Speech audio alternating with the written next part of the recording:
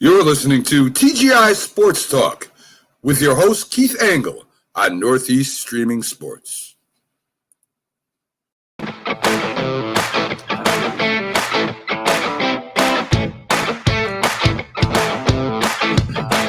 morning, everybody. Keith Angle for TGI Sports Talk right here on the Northeast Streaming Sports Network. It's going to be a beautiful Labor Day weekend for the most part here in upstate New York. I hope it is where you are. I hope you get to enjoy a long weekend. Not to make anybody mad, but I'm off until Wednesday now. Oh, God, what a relief. Listen, I want to get right into it today, and I started a couple of minutes early because my guest will be Jim Jeffcoat, former two-time Super Bowl winner with the Cowboys, also played with the Bills, also has a new show has started on Northeast Streaming Sports, J&B Talking Shop, which we'll get into a little bit. But I want to talk to Jim about his career mostly, and we only got about a half an hour with Jim today because he's in the process of moving and closing on houses, and it's never fun. Good morning, Dave Guyette. How are you? So real quickly, I want to thank the groups that allow me to share this today. As I said, if you get the show shared, you're going to have some really good content that is relevant to your group. And also want to thank Philip Bosch, my guest from last week, the author of Dog Days, which was the story of the Yankees' fall from glory in 1964 and their rise from the ashes in 1976. So we had a lot of fun with that. We had some great reception from the Yankee groups and the nostalgia groups, and I want to thank all of you for that. And with no further ado, I'm going to get Mr. Jim Jeffcoat in the room. Good morning, Jim. How are you? Good morning, Keith. How are you doing? Oh, gosh, I'm great. You know, as I said, I'm starting a 5-day weekend, and it can't come at a better time. You could probably use another 5 days of free time in your life right now from the sounds of it. But yes. Just this moving process is tough, and moving, downsizing is not as easy as people think. You got to get rid of stuff, and yeah. And you're in the Dallas area, correct? Yeah. And you're staying right there locally? Yes, I'm just moving about 10 miles away from where I live at now. Cool. Well, we all reached that point, and as I said to you before we started, I regret, or I just am not wanting it to come when it comes in our life. Probably not too far down the future, but I want to get out of New York State. So when I sell my house, I don't want to buy or build another one here. That's for sure. So well, upstate New York is not bad. It's beautiful country. I lived in Buffalo, obviously. Yeah. I loved it. I mean, I loved it. Beef on the I grew up here in the Albany area, and I still live in the Albany area in East Greenbush, but they tax us to death here. That's my biggest problem. That is true. And my son lives in Vermont. He lives in Northfield, Vermont. He played basketball up there, and he stayed there, and he loves it up there. And he's not that far from Albany. Yeah, and I do want to play golf, like 7 days a week when I retire. So I got to get south. Not too far south, but I want to go south. I'll tell you what, Texas is not bad for golf and outdoor activities. I got a friend of mine who lives, I think, in the Austin area. But, I mean, every time, maybe he only posts when it's 115 degrees, but it seems like it's always 115 degrees. Not in Austin, but if you come to Dallas and Houston, yes. But Austin is in the hill country.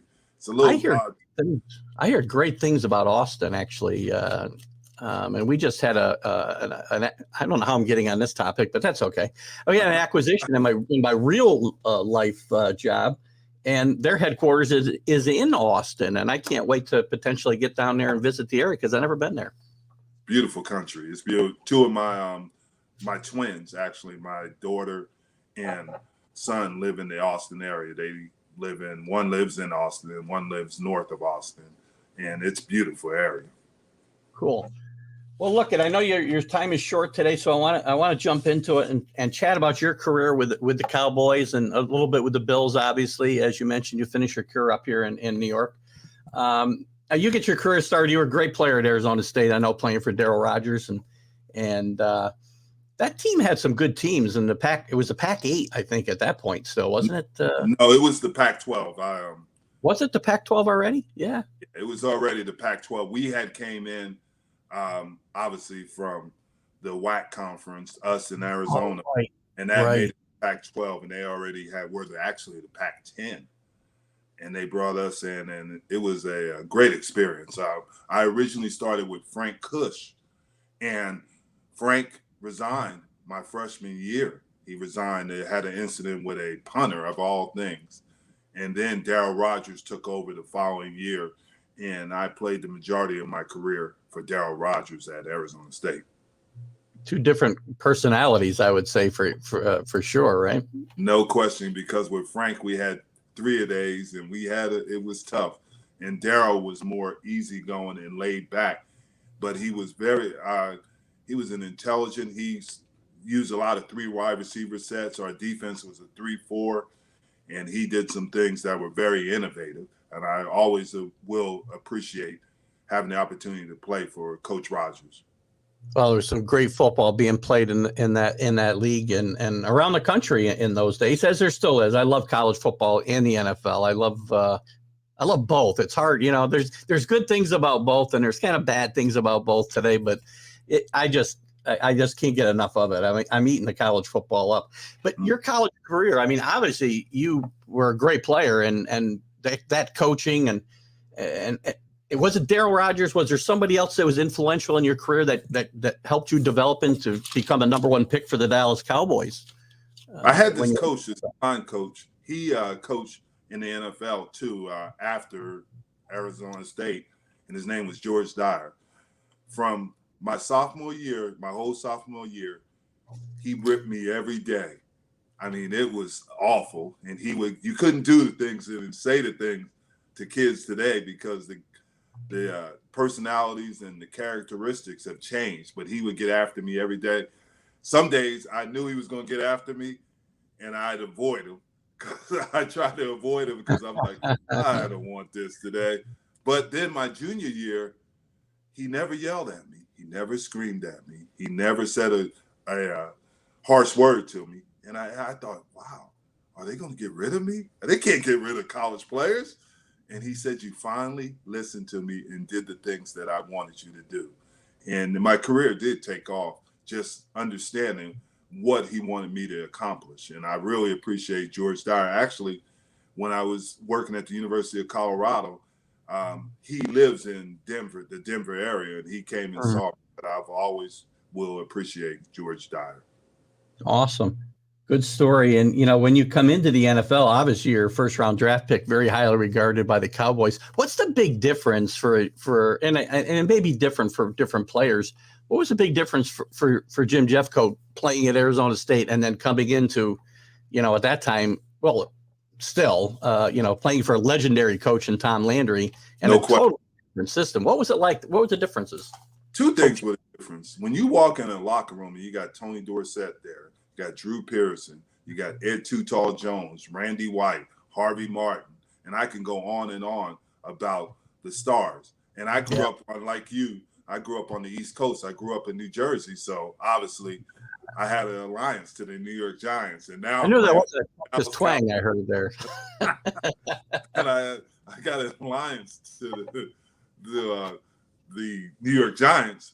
But when the Cowboys started giving me checks, my alliance changed. But the speed of the game was different from college. Yeah. And even though at the time the Pac-12 was a very good league, the John Elways, and you can go on about the Don Mosbars, and all the tremendous players at USC, Stanford, and all the teams. But the speed of the game was the thing that you had to catch up with. It was like going from a dirt track to NASCAR. That's how I looked at it, and that's the thing you learn. And gradually, after my rookie season, I started my second season. I learned how to play at that speed and understand what I needed to be accomplished to be successful. It's funny. We do talk about that all the time when we talk about guys transitioning, the speed of getting used to the speed of the game. You having been a player and a coach, is it still the same today? Because college football's changed so much over the last, 20, 25 years as far as the offensive philosophies and things like that. But is it still the same basic adjustment period for kids coming out today as it was when you came out?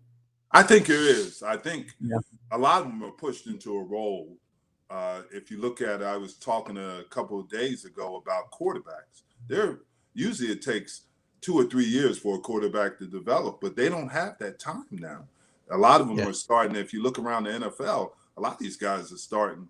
They're between their first and second year, or they're starting sometime in their first year, and that's difficult because you got to have a feel and see things. But that's the way the game is. Even in college, it's a little different because of the spread offenses, the run pass option, and you got the opportunities. You can develop a kid quicker, but the NFL is different because defenses. You're playing against better defenses, obviously, in the NFL, and the margin of error is narrower in the NFL. So that's the thing that gets them. So you don't have that much. You have to react so fast.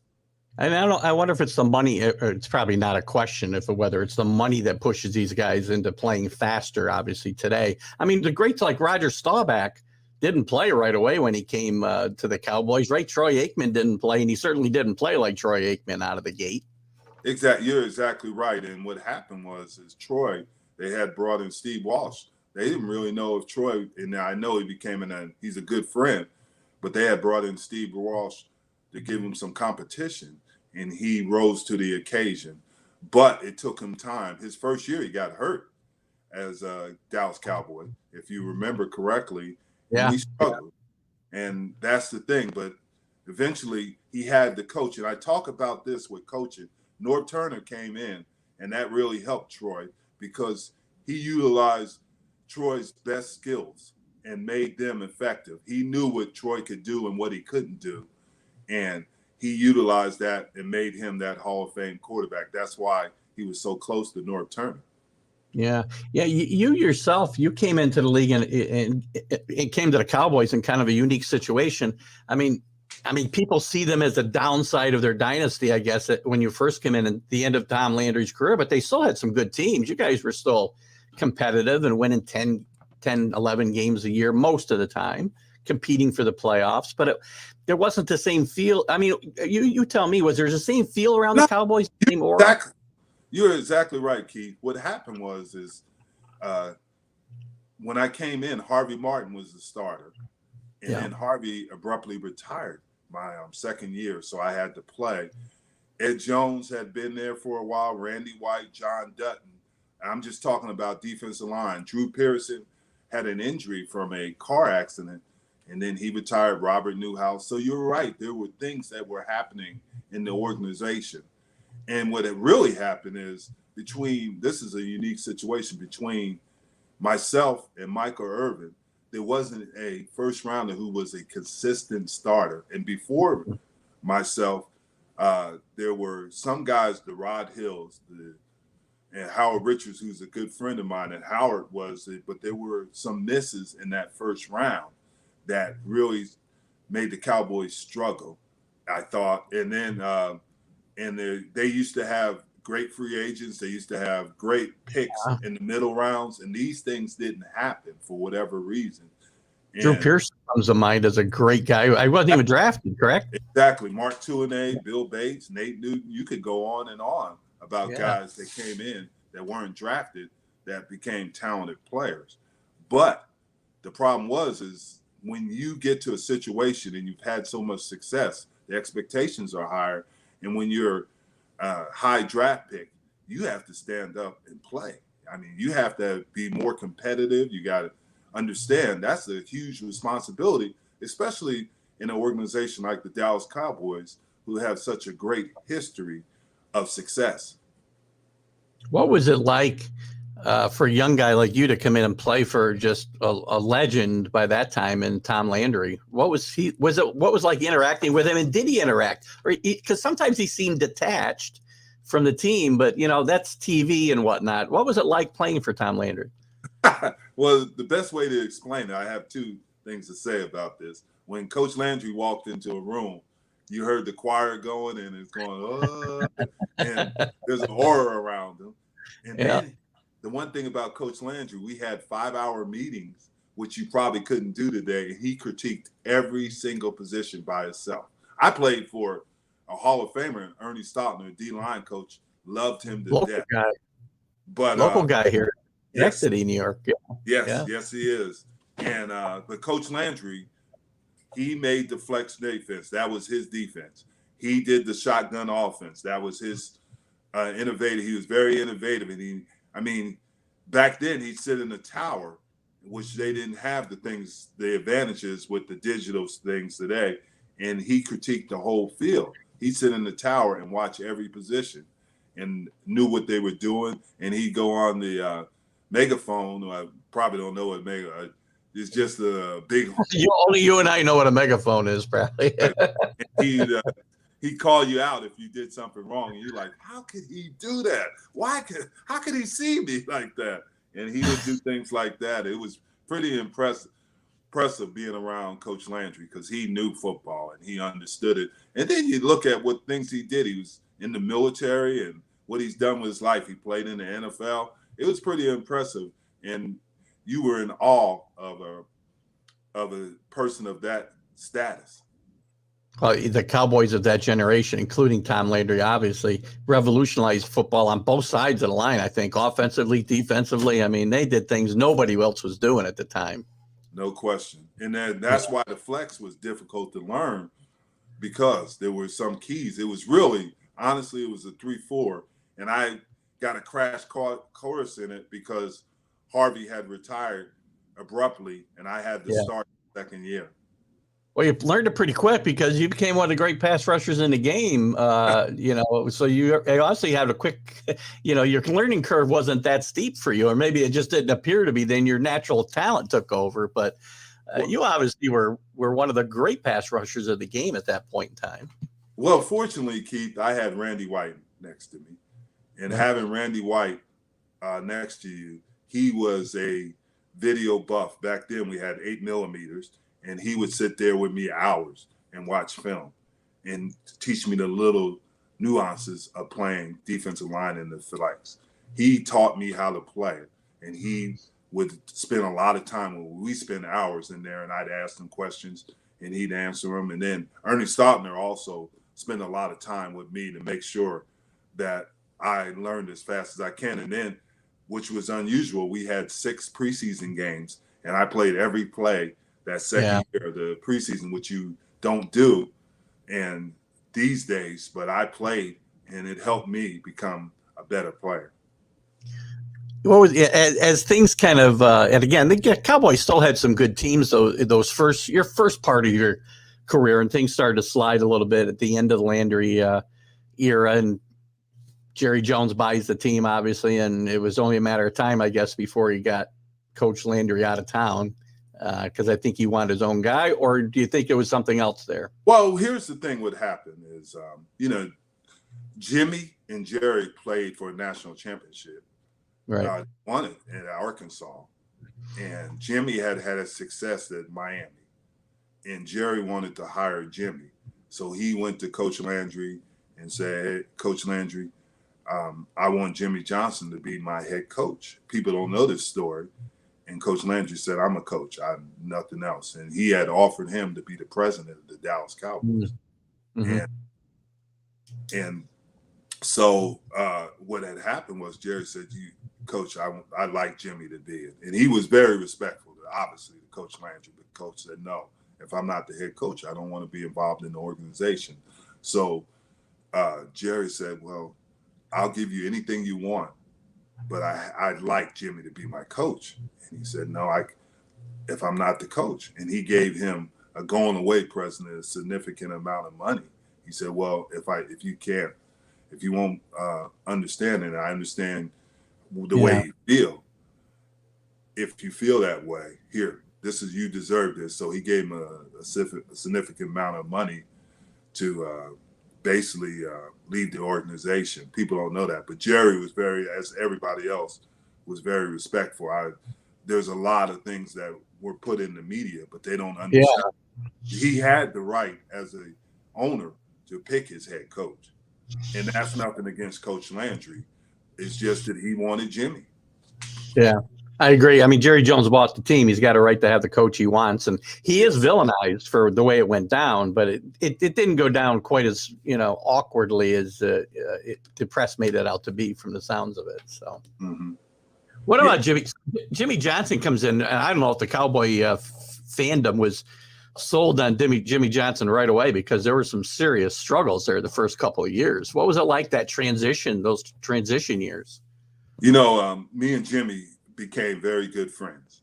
And I'll never forget when he walked in his first meeting, and he said this. He said, "We will practice like champions. We will play like champions, because someday we will be champions." And that was his motto. And that's the way we did. We practiced like champions. We tried to play like champions, and eventually we did. But what was interesting about Jimmy is that he had his guys, and people don't understand about Jimmy. He had his guys, and he believed those guys would run through walls, and they would. And if you were one of his guys, it was heaven.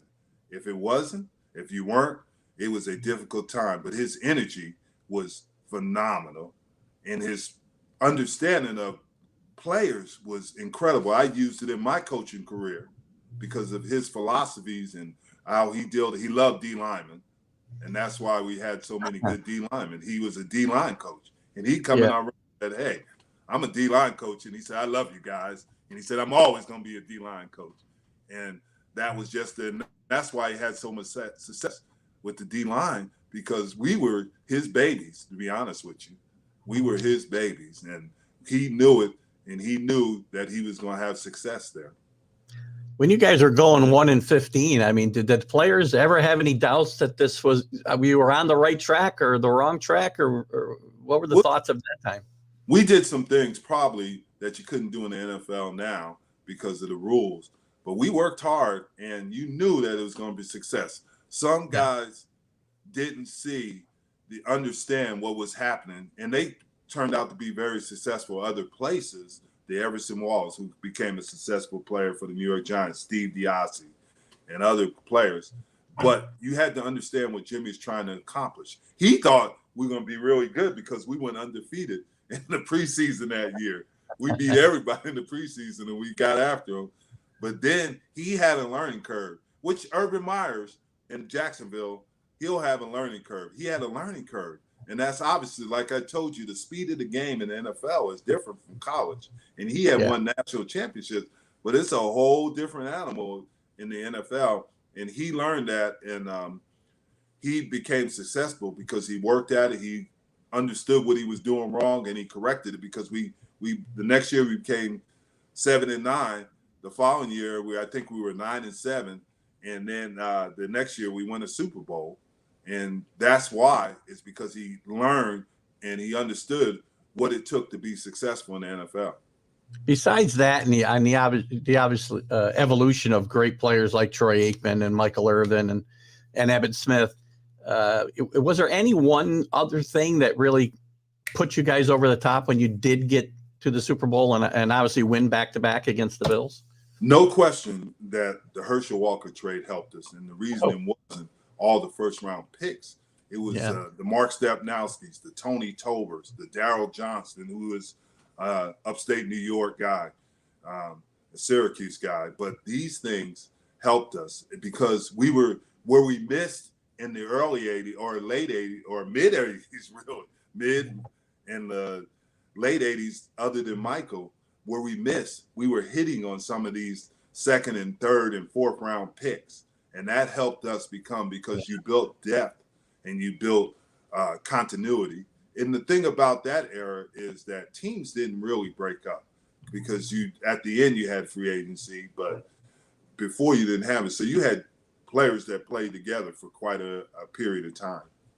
How did you, I want to move forward quickly because I know you don't have that much time, but I want to cover a few things. So how did the players and yourself view the whole breakup between Jerry and Jimmy after that second Super Bowl win? That hurt us because we thought we could win 3 in a row, and it hurt us. And it was a difficult time. But Jimmy called me in his office like he always does. We sat down and he said, "Listen," he said, "I never stay anywhere more than 5 years." He said, he said, "I don't know what to tell the players after 5 years." He said, "I got a 5-year limit, and then I got to move on." And that was his thing. He said that and Jerry obviously wanted credit because he did put everything he had into the Cowboys. And I'm glad they're getting back together because we did have a lot of success and they had success together. And as you grow older, the things that bothered you don't bother you anymore. So based on what you're saying, I mean, it seemed like obviously Jerry wasn't happy with all the credit Jimmy got, but you're saying there's nothing Jerry could have done that would have kept Jimmy there after that second. He was ready. He loves Florida. He loves the Florida area, obviously the Keys and everything, and he was ready. And I know he coached in Miami, but he loved being in Florida. He loved being in that area. And you knew that eventually he'd go back there, and he loved that lifestyle. Well, after Jimmy leaves, Jerry makes a very interesting choice for head coach in Barry Switzer, and he's a very polarizing figure, I think, in Dallas Cowboy fandom and just in football in general. What was that? I mean, Troy Aikman is no fan of Barry Switzer from what I can tell from the outside. Did the players, so you don't win the Super Bowl the next year, but you do win it the year after. So you win 3 out of 4.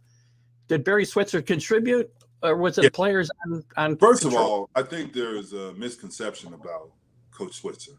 Yep. The guy is brilliant. To do what he did at Oklahoma and the teams that he had is pretty brilliant. Yeah. And you got to also remember, he was changing the offense for Troy. When Troy committed to Oklahoma, Troy breaks his leg. Darnell Holloway comes in and becomes obviously a star for him. And he was the one who called Terry Donahue and said that, hey, I got probably a possible first-round pick. You need to look at him. And Troy, and that's who got him to UCLA. The problem was really with Troy and Barry.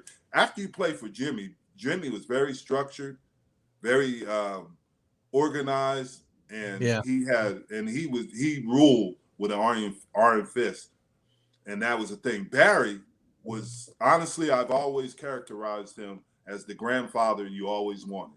That's what he would tell every player after a game, win or lose, that he loved them. And I always asked him, why would you say that? He said that might be the only time today that they hear somebody loves them. And that was Barry. Barry, the tough thing for Barry is that obviously he was a successful college coach, but sometimes players mistake kindness as a weakness. That's a very good point. And life in general. Yeah. Yes. And I like Barry. And I thought Barry did a great job under the situation. And people think he's just a country bumpkin. The guy is brilliant. I'm just telling you, the guy was brilliant to do what he did there, because he didn't start out. He started as an offensive line coach at the University of Arkansas, and then to become a great player. And he knew his personnel, and he just didn't want to mess it up. And he asked Jerry that. He said, "Hey," he said, "I don't understand what happened between you and Jimmy, but don't screw this thing up, and I can't screw it up." I agree with you. I do think that he has gotten a bad rap through the years, because I think that good old boy persona, as you were just kind of alluding to, it diverts people from what he really knows about football, right? And his control of a football team. So I'm glad that you can bring that out too. Let's talk quickly, Jim, about your leaving Dallas and going to Buffalo. What were your feelings about leaving Dallas after so many years and going to a still good Buffalo team, and yet another? Gosh, you played under quite a eclectic group of coaches. I mean, Marv Levy had to be different than any of those other guys. Yes. Well, the thing is that Jerry Jones called me and he said, we have this salary cap and everything. And he said, and he told me, he said, "You're like a son to me." And he said that there will be teams that can offer you more. And he said, "You take it, but you always have a place in Dallas. Understand that, because you're like a son to me." And after I finished my career, I came back and coached for Dallas for 7 years. Yeah. And he said that. He said, "You always have a place. Don't ever worry about that." So I go to Buffalo, and it's similar to when I came to Dallas. I get to play with Bruce Smith, who I think is by far probably one of the best D linemen I've ever played with. Yeah, he is I mean, incredible. You have to play with it to understand his greatness. Got opportunity to play with Ted Washington, Bryce Polk, Phil Hansen. And this was a great group. Got an opportunity to be coached by Wade Phillips. But the player that I really admired was Jim Kelly. We both came in the class of 83. He went, obviously, to the USFL. But Jim was the glue that kept that team together, regardless of what you say about to get there. And Marv Levy, obviously, but to get there 4 times is incredible. It'll probably never happen again. They talk about these teams, but what Buffalo did is phenomenal. And I agree. And just to have that opportunity and to play with these guys, to be honest with you, and I tell players from Dallas this, Buffalo was more talented, had more talent. The Andre Reeds. I mean, they had talent. The Thurman Thomases, the Jim Kellys, the Bryce Polks in there. But they have to understand we were different. I mean, we were different in Dallas, how we prepared and how we played. Every game, every practice was so competitive, where Buffalo, Marv was not like that. He wanted to conserve guys for the game, and that's not a negative because he had such talented players. But that was the biggest difference. And then Jim ran the offense. He ran basically what they're calling the K-gun, and he called the plays, which is they talk about all these quarterbacks now. There'll probably never be a Jim Kelly because he called it right there and then, and those things. And they were talented. They were awesome talent, and they were a great group of guys. I enjoyed playing with those guys. Did you get any grief from them about those 2 Super Bowl wins? Did you take? All I do is pull out a ring and they leave me alone. That's awesome. Jim, before I let you go, let's talk a little bit about, I know one of the things that you're doing lots of things today. I know you've been in coaching since your career. You coached on every level of football, I think. Your newest endeavor is JMB Talking Shop here on the Northeast Streaming Sports Network. So welcome to the network. I know we've been on the draft show we did together, and I've worked with Byron a few times on the Mac and Jack show. How did this come about, and what's the show going to be about? What can we look forward to? Well, a person from John McGrath called me and asked me would I be interested in doing a show, and with Byron, because obviously the rivalry between the Cowboys and Giants and things of that, and just the NFL. This is what we did for a large period of our life. So we had the opportunities to see it. And obviously both of us were NFC East players. So we wanted to see the success in there. And then just the overall NFL and having the opportunity to talk about it. We got opinions too. We got opinions about players. We got teams and things like that. And that's what is going to be fun about it, because I'm going to give you what I think. You could disagree or agree, but I'm going to give you my opinion on it. Well, let me do this. I know you got to go, but I got one comment here or a question from Dave Gayette, who I know is a big Bills fan. So he's wondering how you think the Bills and the Cowboys will fare this year. You make it quick because I know you got to go. So I don't want you don't have to go into a long-winded thing. Give us a little synopsis. First, Dave, nobody circles the welcome wagon like the Bills. And that's the thing. Nobody circles them like that. The Bills should win the AFC East, and they'll be successful. As Josh Allen and the players they have on that team, they made a tremendous step up.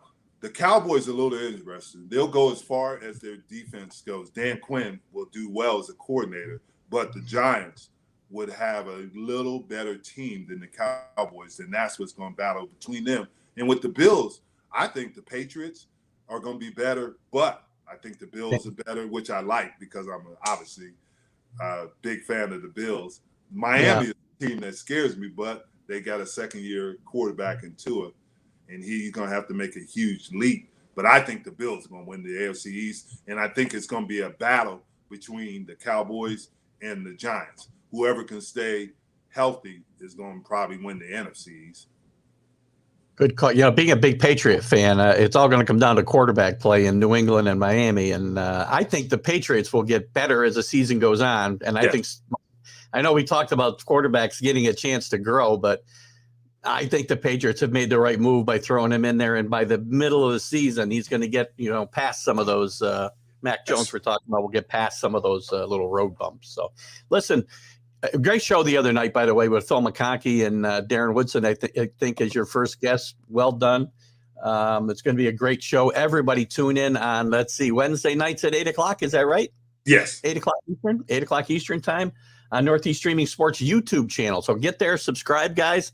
You'll see Jim, and we'll get Jim back on when he's got a little more time because he's got a house full of stuff to move. And they're ringing my phone off. And a wife, you got to deal with while moving can't be fun. Exactly. All right, I appreciate you coming on, and we'll have you on again, Jim. Thanks for giving us this time. Thanks, Gabe. Okay, have a great day. All right. So the great Jim Jeffcoat, the show was great the other night, guys. If you haven't watched it, and we'll spend a little time, we've got a half an hour, 35 minutes left in the show. If you got some more questions, some of you guys out there, we'll talk a little bit. I'll answer some questions about my thoughts on Jim's Cowboys teams and maybe those Bills teams, Dave. We can chat about a little bit if you want, because I do want to share this only to the Cowboys and Bills group. So we're going to continue to talk about that for the next half hour. And we can talk about this year's teams too. It's okay. I want to say Cowboy and Bill centric so that their groups have stuff that is specific to them. Those Cowboy teams that Jim played on. And if anybody has comments about it, please post them and we'll touch on them. Those Cowboys teams that Jim played on when he first got drafted in the mid to late 80s, still good teams. As I said at the top of the show, Tom Landry. They were still winning 10 games, competing for the playoffs every year. Tom Landry, just an icon. And things, as Jim said, things kind of went downhill because the game was changing and teams were catching up, I think, with the Cowboys and what they did. Very innovative in what they did leading up to, those early 80s. People forget, when the San Francisco became a power in 79, 80 season or the 80-81 season, I forget which one it was, under Bill Walsh and first got to the Super Bowl. They played a tremendous NFC Championship game with the Cowboys, and the Cowboys easily could have won that game. And if they continue to go to the Super Bowl there with Danny White, maybe things aren't different in the 80s, right? They always just couldn't get over the hump. Danny White took a lot of the grief. I think Danny White was certainly a competent NFL quarterback, and this was not a Danny White problem. The team got a little bit older, and as Jim said, they didn't fill in those gaps the way that they might have in the past. The Jim Jeffcoats were still playing at a top level, but as he said, the Harvey Martins, the Too Tall Jones, the Tony Dorsetts, they all started to fade away. And it was kind of sad if you're a Cowboy fan. I'm not, but you know what? We talk about this all the time, on different shows I'm on, and the Cowboys aren't America's team. Well, they are. I'm a Patriot fan. The Cowboys are America's team, and everybody talks about how they got that moniker and that they gave it to themselves. No, they didn't. NFL Films basically gave them that moniker. Would the Cowboys run with it? Sure, and why not? It's a great moniker.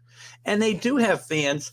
There's only a handful of teams in the NFL that have the types of fan bases spread out all over the country the way that the Cowboys do.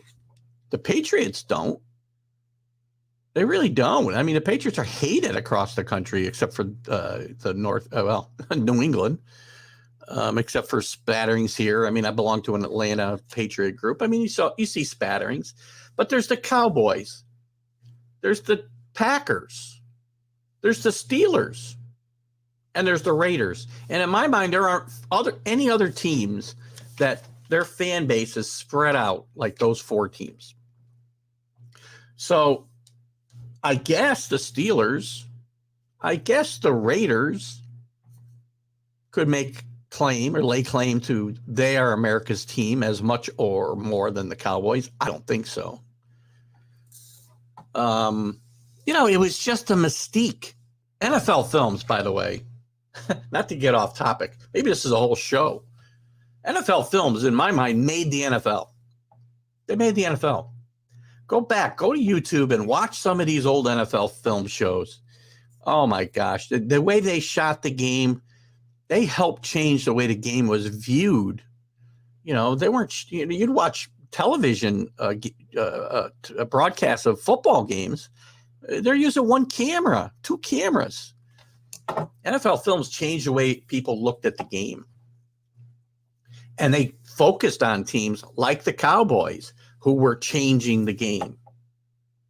And the Green Bay Packers, who Vince Lombardi in his own way at that point in time had changed the game. But then we evolved from the Packers to the Cowboys to the Steelers. A great rivalries, obviously, in the 70s with the Steelers and the Cowboys. Playing in two different conferences, but those Super Bowl games, I think they played 3 times in the 70s. Tremendous games. They played once more in the 90s, where the Cowboys had won their 3rd Super Bowl in 4 years. So great rivalries back in that day, and those rivalries remain today.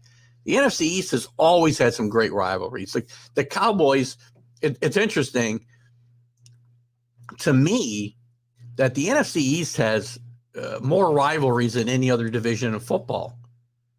You had a great rivalry in the AFC West with the Kansas City Chiefs and the Raiders back in the day. You had great rivalries in, I'm trying to think, maybe Miami and Baltimore in the early 70s. But this NFC East, every team seems to be a rival with everybody else. Dallas got a huge rivalry with the Washington team formerly known as the Redskins, the Washington football team. They got a great rivalry with the Eagles. They got a great rivalry with the Giants, and they're all vice versa. And you don't really see that in other divisions, right? I mean, Pittsburgh had a rival. When Pittsburgh was getting good, I guess the rival was Cleveland, then it was Cincinnati, but it never seems to be, all of them. They had a great rivalry with Houston in the 70s when they all played in the same division. And again, football changing divisions, expanding and adding divisions. I mean, that's watered down some of these rivalries as well. But back to those Cowboys teams, it's too bad the way Coach Landry went out because of all that he contributed to the game of football. I think he was misunderstood as this stoic figure. And you can watch again. You go back to NFL films, you'll see some shots of Tom Landry showing emotion, great emotion. That's not what we're used to. We're used to seeing him in the well-coiffed suit and the fedora and just no emotion, a nice man. But there was more burning inside of Tom Landry than people know. And Tom Landry revolutionized football from an offensive perspective and from a defensive perspective, as Jim Jeffcoat told us earlier. You can't deny that. And then unfortunately things catch up, right? No matter what you're doing, especially now. And I think from Tom Landry's era on, and maybe from Vince Lombardi on, you could get out in front of the league with doing certain things, but then the league is going to catch up with you and you've got to adapt from that. And I think maybe the Cowboys didn't do that. Again, they had to replace Roger Staubach with Danny White. Danny White was a really good quarterback, but he wasn't Roger Staubach. And he had a lot to live up to. And I think he had a tough time in Dallas because of it. And he could not get over that hump. Couldn't win the big playoff game. He lost it to the 49ers. And they lost some other tough playoff games in the 70s as well to the Rams. And the 80s to the Rams and some other teams. But Jimmy Johnson comes in there and, people forget Jimmy Johnson was not overwhelmingly received by the fans of the Cowboys, in my memory. Jim Jeffcoat talked about how the fact the players loved Jimmy and the way he approached the game, but the fans necessarily weren't, because again, the betrayal, the way it was betrayed of how Tom Landry left the Cowboys made Jerry Jones a big villain, and a bit unfairly, as we look at what Jim Jeffcoat had to say today. I mean, look at Jerry Jones just paid $1 gazillion for the Dallas Cowboys. He should get to choose his coach. Now, unfortunately, he inherited or bought, I should say, a franchise that had an iconic coach already. But the team was kind of on the downswing, as I said. I think the year before Jimmy came in, they were 3-13 under Tom Landry. So it isn't like Tom Landry, they dumped Tom Landry while he was winning Super Bowls or competing for Super Bowls. The team had been on a spiral. But Jimmy comes in, and Jimmy's not overwhelmingly accepted by the fan base. I mean, he goes 1-15 that first year. You know, that's tough to swallow. Troy Aikman was not Troy Aikman yet, had a really rough first year at the helm. Steve Walsh and him played, I don't know, not quite half and half, but it was tough going, you know, and fans were not happy with what was going on. Herschel Walker's still there and not really producing. I think he averaged about 3 yards a rush that year. Somehow Jimmy Johnson is able to get the Minnesota Vikings, sorry, Rick Sherlock, to take Herschel Walker off his hands. And that was the beginning of the end. I mean, they go 7-9 their first year. They go 7-9 their first year after that Walker trade. And as he said, that trade amounted to, a boatload of players and all productive players into this Super Bowl era for the Cowboys. I mean, they go 7-9 in Jimmy's second season. Then they go 11-5 and make the playoffs, and they lost, I think, to the Bears. No, they won to the Bears. They lost to the Lions, actually, in the playoffs in that 1991 season. But that set them up. They got the taste. They got the feel of being of how to win games and how to win playoff games, because they did beat a tough Bears team in the first round.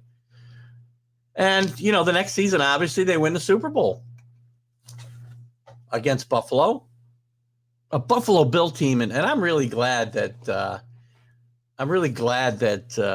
Jim talked about getting to Buffalo and talking about what they did for those 4 years. Yes, they lost back-to-back Super Bowls pretty badly to the Cowboys, 52-17, I think, the first time, and then 30-13. They were in that second game till at halftime, and then things kind of fell apart. But, you know, getting to 4 consecutive Super Bowls, I don't care if you lost them all. That is an amazing accomplishment.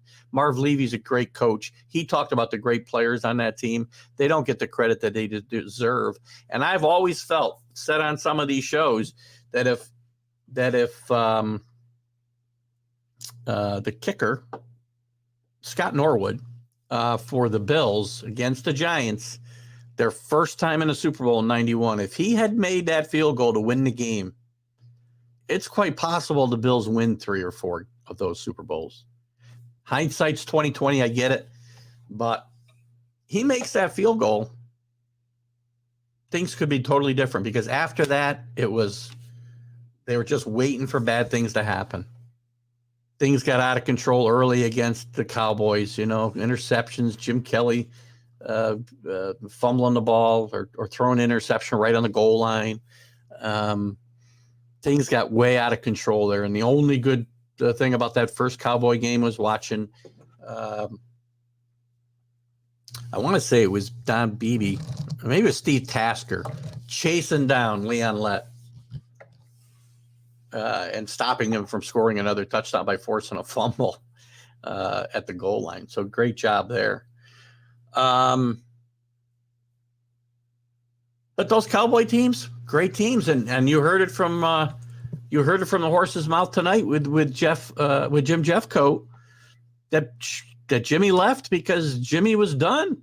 Jimmy didn't like staying places. He got bored, and he loves the ocean, so he quit. I mean, yes, they had a spat, and I think it was more because Jerry felt Jimmy got too much credit. But Jimmy was, Jerry, the Cowboys were very good till Jerry really started taking control. Jimmy Johnson was as in control of that front office and the player development, player movement as Jerry Jones. And then, after that team broke up, it stayed feasible. The team and the hierarchy was all feasible while they had these great players, and they won another Super Bowl. They could have won the next year. Barry Switzer and the team lost to San Francisco, a really good San Francisco team in the NFC Championship game. The following year, they beat the Steelers in the Super Bowl. That team could have won 4 in a row. Barry Switzer gets a bad rap, as you heard from Jim Jeffcoat today. I always thought the same thing. As I said, is that good old country boy thing belies how smart a coach he was, how good a coach he was. And you can't just throw anybody on that sideline and they win a Super Bowl and are a game away from another Super Bowl. But then things start to unravel because Jerry's got more of a hand in there, and they don't win a playoff game after Barry Switzer leaves for, decades. So the Cowboys really need, and still today, I really think the Cowboys would be better off with a strong general manager.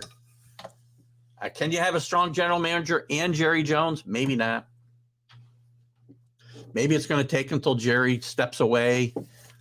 Jerry sadly passes away, and his sons hopefully will have the smarts to hire a football guy to run that operation. That's been a big problem in Dallas the last 25 years. Jerry's a good owner. Jerry built, a tremendous trophy to himself in that AT&T Stadium. But the team has never gotten over the hump. They're never as good as the talent would seem to suggest they should be. And it may be because the talent they put together is not cohesive, and that's on the front office. There are coaching issues. Look at Dave. Bill Parcells came in for a while, and he did do well for a season or two, and couldn't get over the hump in the playoffs. Didn't have a quarterback because Tony Romo hadn't come into his own yet. But then you go on to just Chan Gailey and friggin' Dave. Dave Campos. Wade Phillips had some success, but again, not in the playoffs. Jason Garrett, I think, was a good head football coach. Couldn't get over the hump. I don't think it's all coaching. They've got good players. You say, oh, they got good players. The coach has got to put them together, get them playing cohesively. They never did that in Dallas. But I think it was partly because of the conglomeration of players they put together were not the right fit. While they were great players in their own right, they didn't have the type of chemistry that they needed to really get over the top. Is that going to change now? I don't know. Dak Prescott's a really good quarterback. It remains to be seen how healthy he is this year after that horrific injury last year. And he's had some shoulder problems in camp this year. They don't have plan B. They don't have a plan B. Maybe Cam Newton ends up there as a backup. I don't know. I hope not, Cowboy fans. He cannot play anymore. So the Cowboys through the years, they're still, and again, they still have the monikers America's team, but it's waned. It's waned over the last couple of decades because of that failure to have a big postseason. Not even one big postseason. Got one win, I think. Got to do better than that, Jerry. All right, guys, not much else to talk about this morning, so I'm going to sign off a bit early. Dave Guyette does say 7 days till football. Not even, Dave. Well, I guess 7. Next Thursday night. Going to be exciting.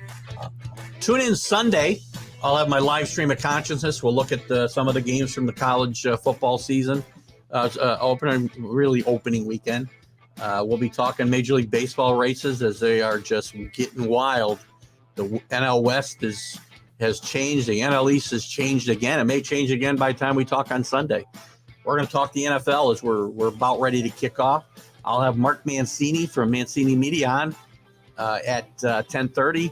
We're going to discuss college football most likely this week with Mark. And then don't forget the college football huddle, TGI Sports Talk College Football Huddle on Wednesday night at 7 o'clock. And you can also catch my vlogs on usually on a Friday. I drop those. And real quick, I will just mention, please check out, that's today's vlog. Don't forget to look out for Jim Jeffcoat's new show on Northeast Streaming Sports Network, the J&B Talking Shop. His co-host is Byron Williams. They had a great first show the other night with Darren Woodson, as I said, and Phil McConkey, the ex-Giant. It was a lot of fun back and forth. So check that out on the YouTube, Northeast Streaming Sports YouTube channel. And I will say goodbye. Keith Engel for TGI Sports Talk right here on Northeast Streaming Sports Network. You guys have a great weekend. I can't wait to do it again Sunday morning. See you then.